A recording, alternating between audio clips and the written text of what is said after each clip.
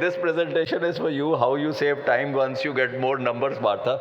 So thank you very much. I'll just show you. This is something which is saving time and not struggling like Partha was struggling. So this is simultaneous incision. So what we do is we don't use the forceps that he was using. This is holding the blade, and that is what is used to stabilize.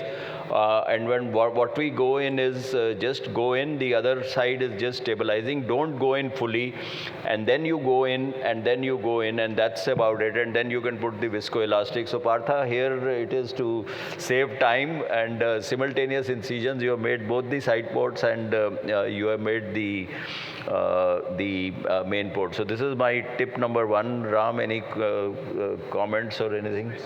Sorry? Okay. You made only one side port at a time? I only do one. I'm a coaxial guy. So Okay. that's the problem. I use the side port on this thing, but I'll try to get next time how to make 3 together. Okay. So anyway, this is what Amar kind of described, which is the SFT for.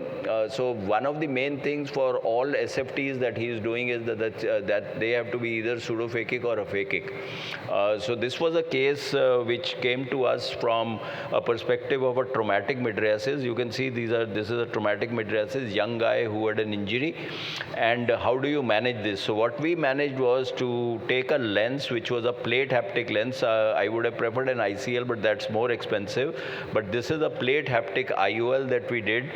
So this is a very simple tip for any one of you who has this particular thing. You just put the plate haptic within if you can afford an ICL, that's fine. And then you go ahead and then do the SFT, and you place the plate haptic in that particular meridian so that it does not hurt the lens. The key idea here is how to protect the crystalline lens, because these are long needles that you have to pass, and this will obviously the control is not that good, and you can actually hurt the crystalline lens. So this is just the SFT that's happening, and once you have taken this out, before you actually tie it, that means you have actually anchored it, you take it out, then you don't tie it, but you can then take out the lens, which is easy to remove because these are foldable lenses, and you can you can take it out from the same incision with the hand over hand technique.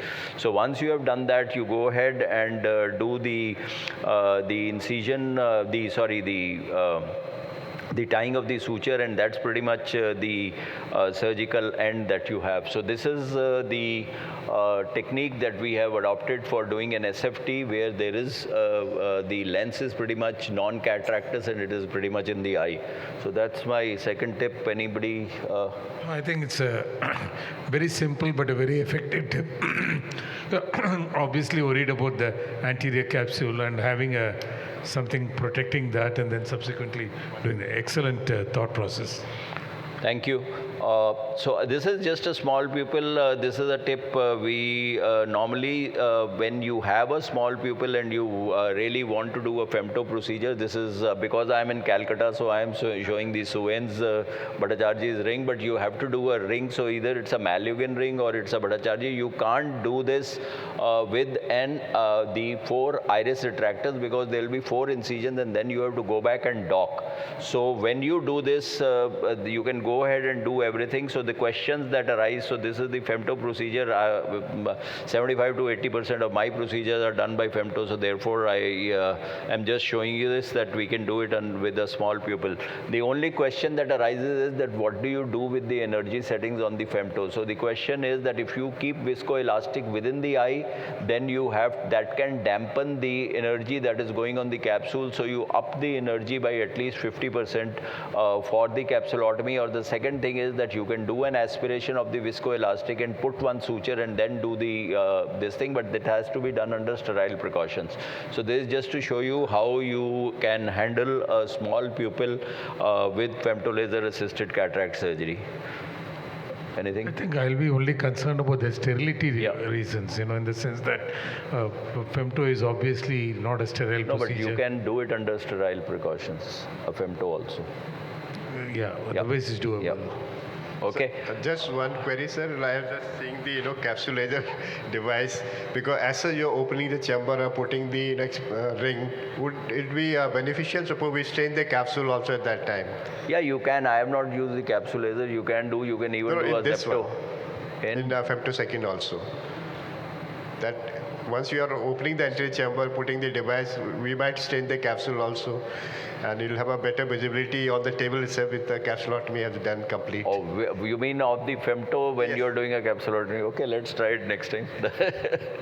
Great, but you can stain it later, right? How does it matter? Once you are putting the device, maybe you put a नहीं तो dye उससे also क्या there. that won't help in taking up the laser better. मतलब basically you can put That the may affect the laser passage.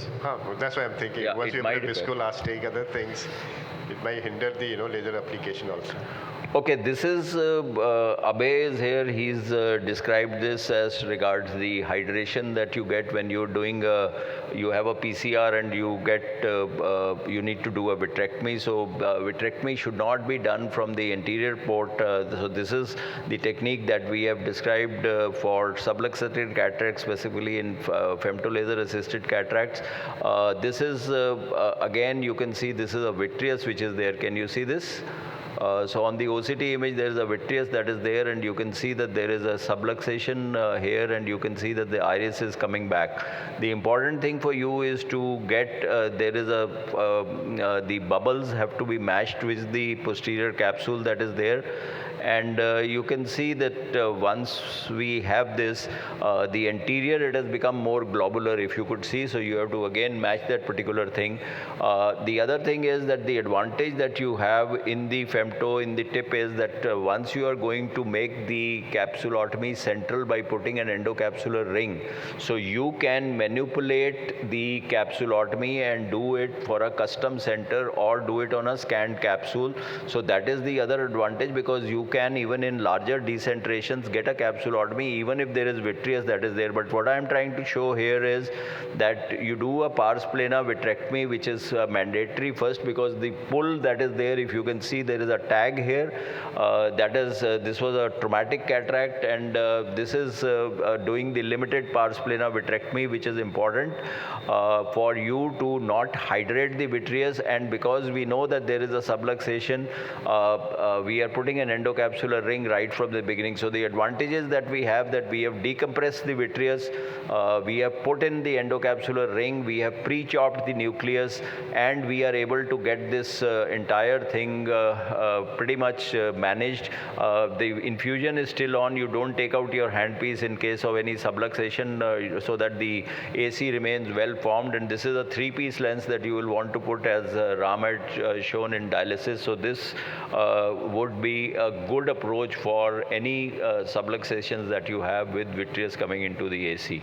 So this is the final thing. I think this is again a publication as regards the use, what we were talking about the UBM, and then I was talking about the OCT. So we have actually the images to show you the okay, so this is just images that you can see, pre-existing defect, polar cataract. You can see now what we are seeing in this particular case is we are raising this whole thing, and you can see that this is a defect here. Can you see this defect? And you can see this is intra-op OCT. Again, you can see that there is a defect. You can take out everything. You have left behind the epinuclear cushion. There is no disturbance of the vitreous. It is only when you take out the epinuclear cushion, you will see that this the OCT is giving Titial has fantastic images. You can see this is a vitreous blob that is coming, which is there, and you can go ahead and complete this particular procedure.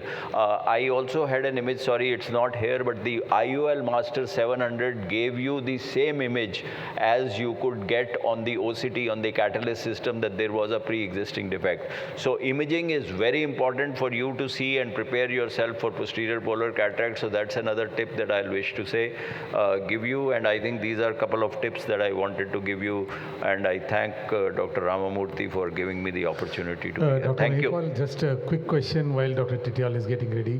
While, if you image and find that that in a PPC, the posterior capsule is intact, do you think we can go ahead and do a conventional hydrodissection? All Yes. said and done, we do hydrodelamination, but it makes the entire procedure a little messy.